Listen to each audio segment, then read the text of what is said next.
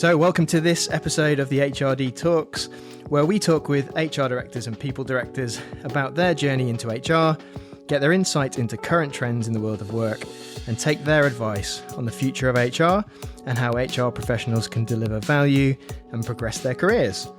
Today, I'm really excited to welcome Vicky Walker, who's the Group Director of People at Westfield Health.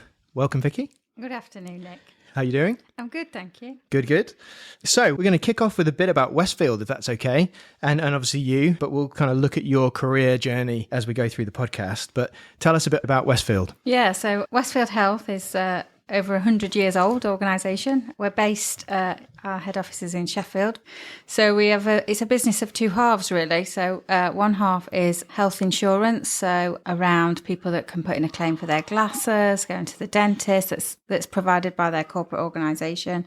And then the other half is around wellbeing in corporate organisations for, we call them active spaces, but corporate gyms, where people can, attend classes during their work lunches. So we operate sort of two sides of our business, the insurance and then focus on wellbeing, seminars, health calendars and things like that. Brilliant. Very positive stuff. I like it. Yeah, it is. It's a very positive place to be. Brilliant. Yeah. And in terms of the scale of the organisation, how many people, what kind of size of business is it? Yeah, so got over 500 colleagues, and say it's been going over 100 years as well. And a big part of Westfield Health is we're a not-for-profit. We don't have shareholders, but what we do, give 1% of our turnover to charities. So we call that our Westfield One, and that's under my umbrella as well, which is really exciting. So as well as it being positive around wellbeing, it is also positive around the difference that we make to the local communities that we live in and we serve, which is great. It's really Brilliant. Positive. Yeah, really good. And then in terms of the people team, you had that up. What kind of size of team do you have? Yeah, so I head up the people team. I've got 14 in the UK, so I look after everything from all of the employee life cycle, as well as we say, all of our charitable give back side as well. Also culture development and engagement. We've also got a head of people in the UK and then a head of people in Europe who looks after our European colleagues under my umbrella. So the team over there is a team of 5. Brilliant. A smaller team. Brilliant. And you've been at Westfield a little while? Yeah. Worked your way up, as it were? Yeah, it feels like it. So, yeah, I've been at Westfield coming up for 7 years next year. Left a really long career in Tesco's prior to that. So, done over 20-something years. I don't like to talk about it. Over 20-something years with Tesco's, was made redundant, and it gave me an opportunity to do something different. So, I took a little step back to take a step forward, I would say, when I joined Westfield Health. And I've been there, say, 7 years, done a few roles within HR and non-HR actually in Westfield. So my background isn't just HR. It was predominantly throughout Tesco's. But then when I came to Westfield, I started as a HR business partner. We had a problem in our operations team. So I was asked to support the operations team. So looking after our customer service teams. So there was 120 colleagues in that, and I headed that up for a little while, as well as still having one foot into the HR team at the same time. Yep. So given my operational background with Tesco's, it was, we'd got a problem. They were like, oh, would you come and help us out in operations too? So did Brilliant. 2 for a while, both head of HR and head of operations for a little while. And then now I'm the Group Director of People. So yeah, as the business has grown, I've been lucky enough to get some fantastic opportunities. Yeah, great. And then what kind of day-to-day in that role would you be dealing with? Oh, what do I deal with in my role day to day? Oh, what don't I deal with? I always think that HR is anything from toilet rolls to disciplinaries. So, and yes, I've dealt with a shortage of toilet rolls in my time at Tesco. And when the water went off, someone needs to go to get some water from a supermarket. Oh, that'll be me then, because I work in HR. So yeah, I think it's so varied. In the role I do now, it's a lot less operational, and I miss some of that because I like to roll my sleeves up, and I'm quite a traditionalist, and I like to, be involved in what everyone's doing. So it's quite generalist in terms of what the team deal with, but myself, I'm part of the executive leadership team, so I spend a lot of time in terms of leadership, thought leadership, external lens, working with our clients as well if they're looking at things that they need some HR support with. Obviously, I support our board. Yeah, I do quite a variety of things. Less of the what I would call the tactical HR these days. But my team do have to tell me to butt out because I'm like, oh, what's happened with that? And has that person had a verbal warning for absence? So I'm asking lots of questions. So they're like, oh, no, Vicky, you don't need to know that detail anymore. Leave us to it. Focus on the strategy. Yeah. Strategy can be a bit boring sometimes. No, I get that. Yeah, I get that. And it sounds like it's going well. So I saw a reference to an award. So UK Employer of the Year 2022. Yeah. So tell us about that. So Westfield has got a very special source. It's an amazing company with some great heritage, and the way it looks after people is incredible. And we've utilised the Investors in People. We are a part of the Investors in People, and we go for our accreditation each year. And it's just got better and better. So we have gone, and I am going to blow my own trumpet here. We've gone from 716th, and I've had to write these figures down because I'm rubbish with numbers. That's why I deal with people, because I'm rubbish at numbers. 716th in our sector to ranking first in our sector now since 2018. When I became the HR director, we'll just say that.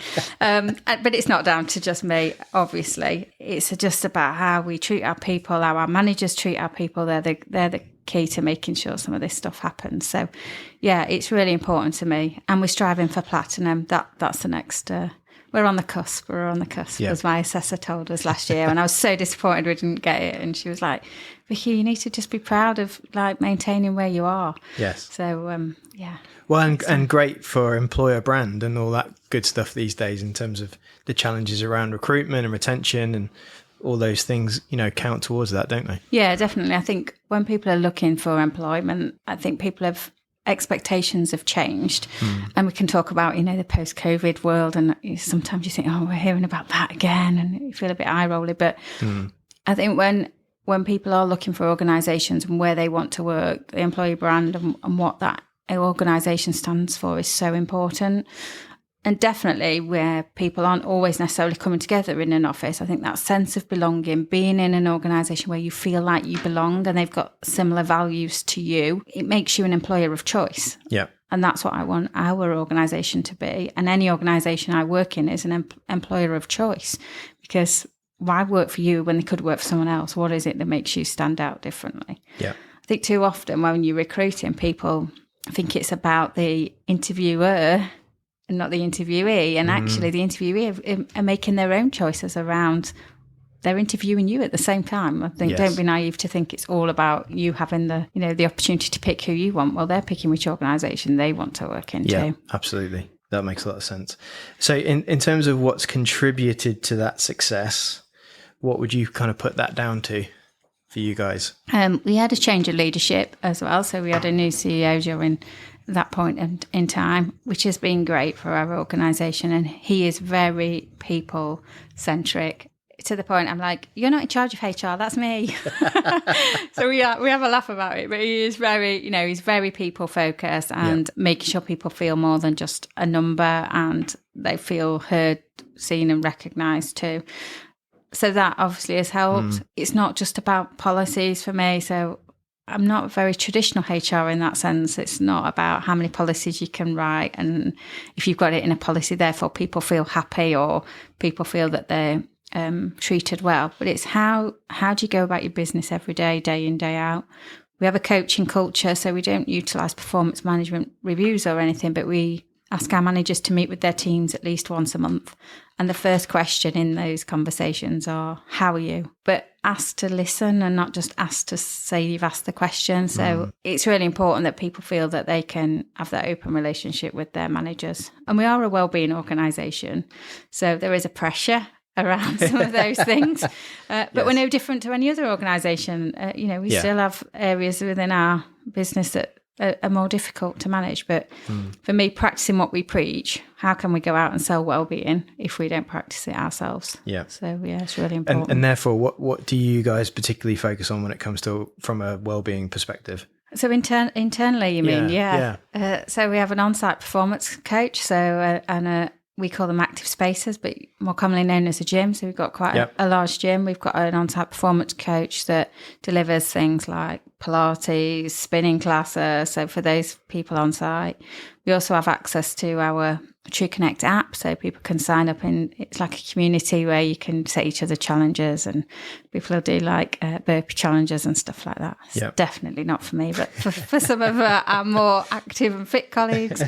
But also recognising that wellbeing is massive, and it's not a one size fits all. What's important to me and my wellbeing is very different for you, Nic, and you know, recognising that for people. So for some people it may be that they get a good night's sleep. Some people it may be that lunchtime they go for a walk. So we encourage things like walk-in meetings. We try and encourage that people don't have long, lengthy meetings without taking a break or moving during those meetings.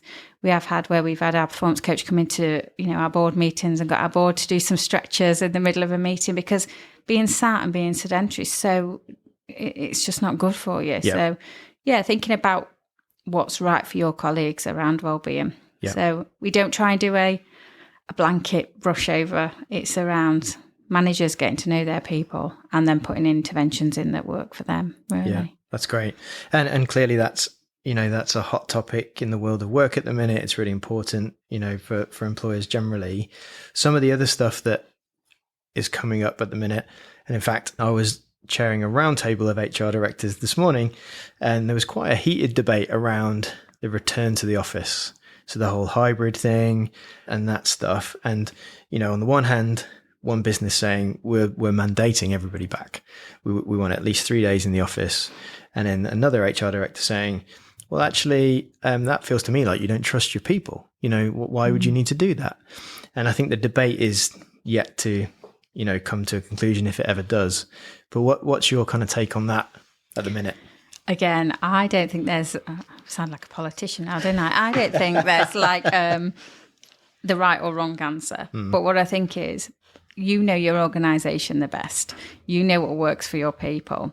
And sometimes I think we try to be consistent with some of these things, and you can't always be. So we've had to acknowledge there are some people in our organisation that can't work flexibly because the role that they do does not allow them to work from home. So how can I say to a performance coach, oh, you can work from home today, and then you've got 10 people stood in a spinning studio waiting for a class to happen.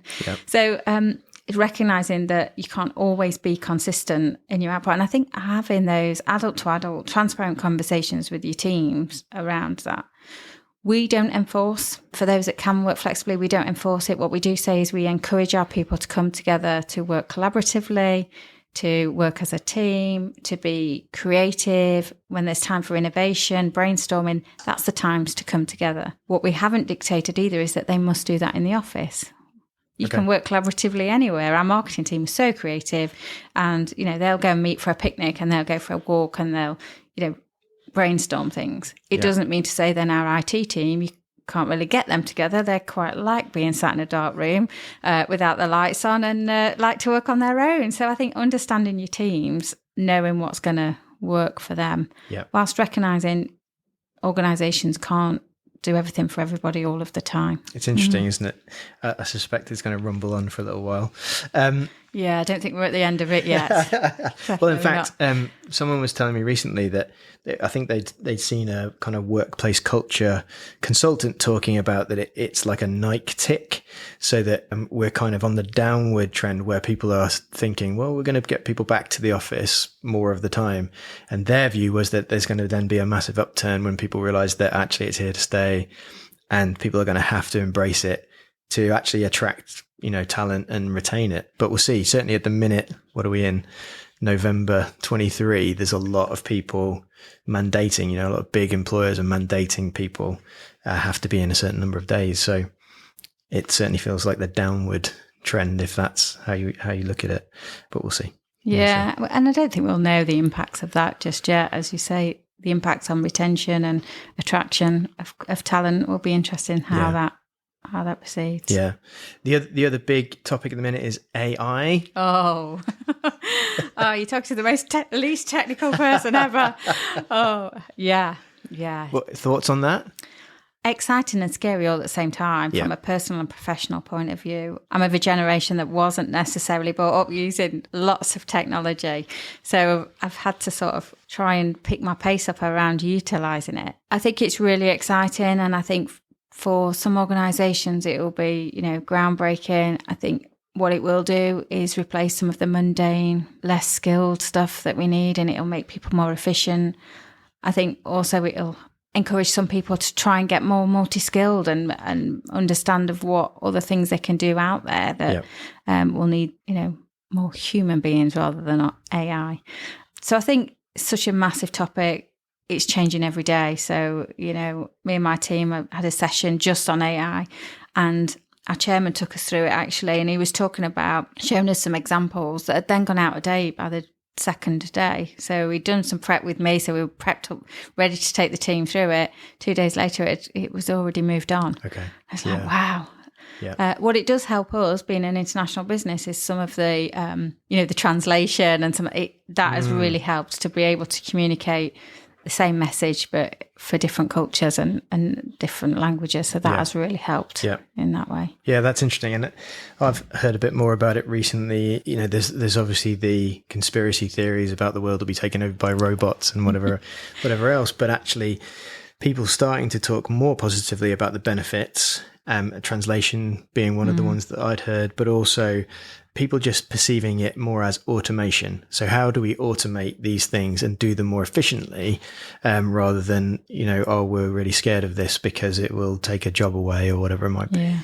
And harnessing that in a good way, it seems like a bit of a no-brainer really. But I think it will impact HR for sure. And there's some whizzy stuff, out there, which I don't understand either. But I think will be great in a lot of ways, I suspect. The other thing that we're in the thick of and people are still talking a lot about is cost of living crisis and wage pressure, inflation, all that kind of stuff.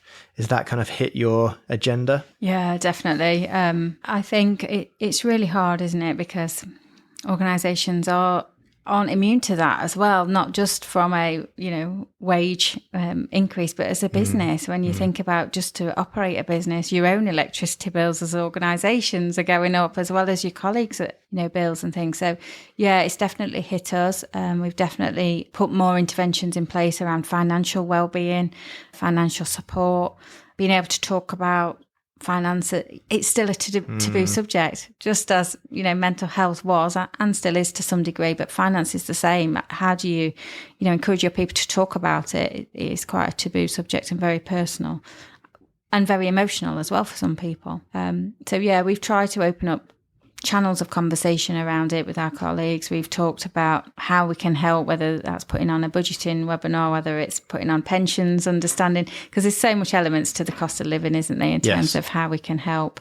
Again, I don't think there's an answer. Yeah, it's not an easy one. No. It's not an easy one. Great. Okay.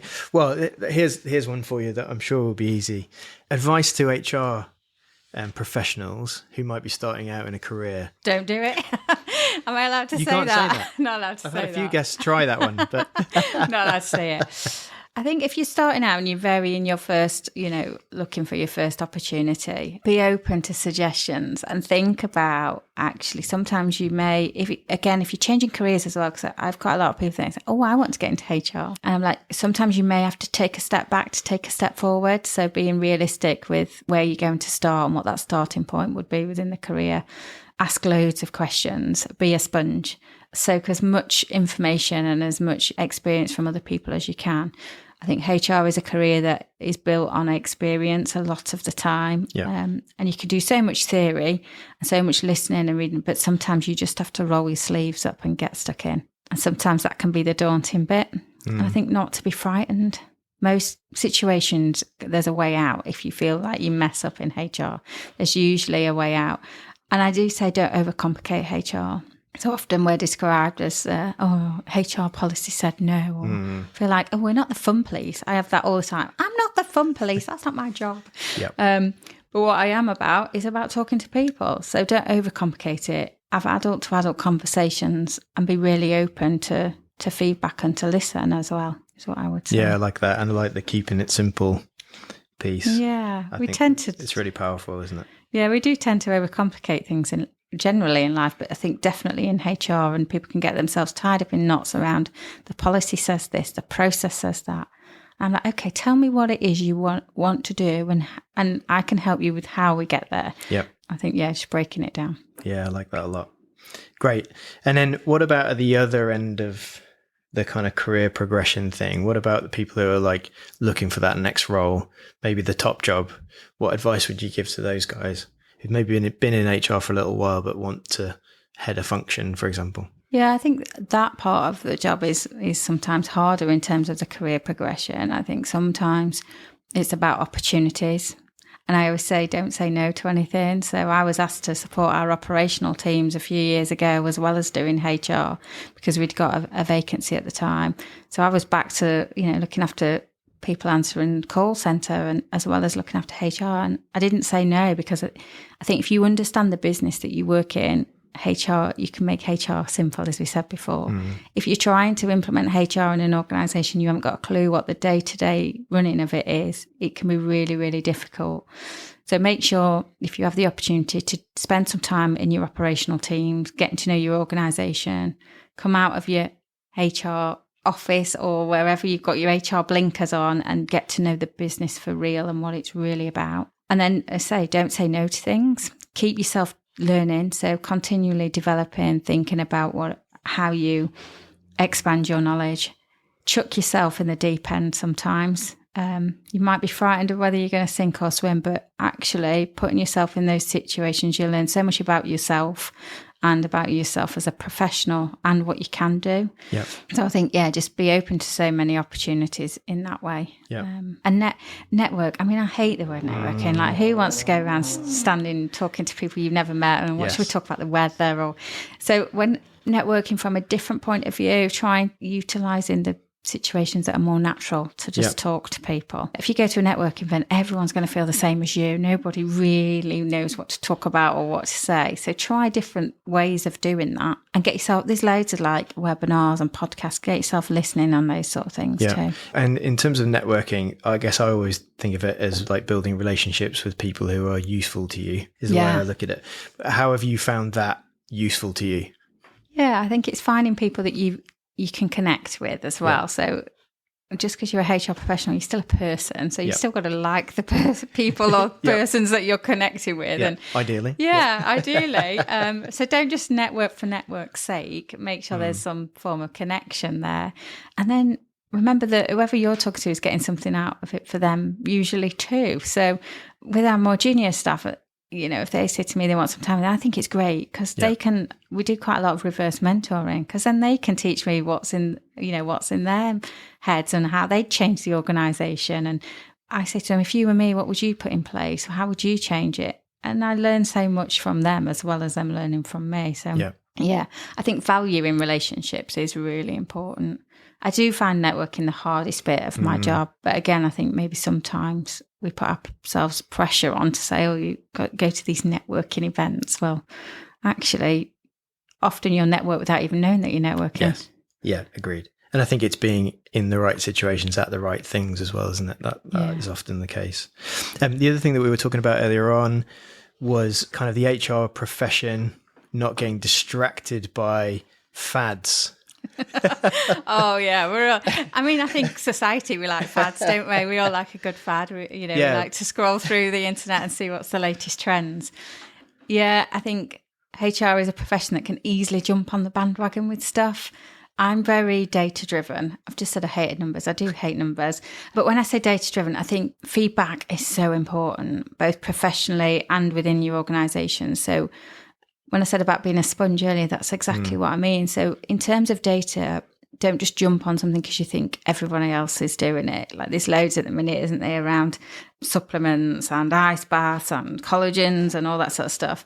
But actually, do they really work? So what data are you using to make sure that whatever implementation you're putting in place is evidence-based? So it's really important. It's the same with wellbeing, and that can be overcomplicated. People can throw things around and in organisations, but actually, if you don't know what your people want, how do you know it's going to work? And what a waste of money if you put something in because you think it's on trend or that's what people are expecting. Again, don't overcomplicate things. Yeah, no, I like that. The other thing that we have on the podcast is something called the supplier shout out. Yeah. And that's essentially a kind of a third party, a supplier or an organisation that you've worked with that you'd like to recommend or big up on the podcast. Do you have anybody in mind? I'd say a guy called Drew Povey who runs a coaching consultancy. So he has been amazing for me personally and then for us as an organisation. So he is my coach. And I think if you invest in yourself, because remember, you are a person as well as a HR professional. Yeah, I would definitely big him up from how he supported us from a leadership point of view, stretching me from my own comfort zones, because it's quite easy once you think you've got the job to stay stagnant. So actually those stretch points of view. So yeah, definitely big up Drew Povey's coaching. Brilliant. Well, we'll tag him in the blurb for the podcast as well, so that his details are there. So that's great. And we're kind of nearing the end of our time together. Were there any kind of final thoughts that you had on anything that we've talked about or anything else? I love HR, and I think I wouldn't do it if I didn't like it. What I would say is it is more than a career. I think for those people looking to get into it, it can consume you, and it can be very draining, both emotionally and physically as well. So what I would say is, as a HR to HR, be kind to yourself. Think about how you look after yourself whilst you're trying to look after other people. Often people get into HR because they're caregivers and they want to make a difference and they're people pleasers. So just think about how you look after yourself as well as everybody else that you're looking after. Yeah, brilliant. Well, that's a really super positive way to finish. Thanks so much for your time today. It's been really great chatting. I think people will find it really, really interesting. And we'll see everybody next time. Thanks again. Thank you. Thanks for listening to this episode of the HRD Talks podcast. Hopefully you found the discussion helpful. If so, please follow us on your podcast provider to be notified of future episodes and share with friends and colleagues. For more information on the podcast, please visit actons.co.uk/the HRD Talks.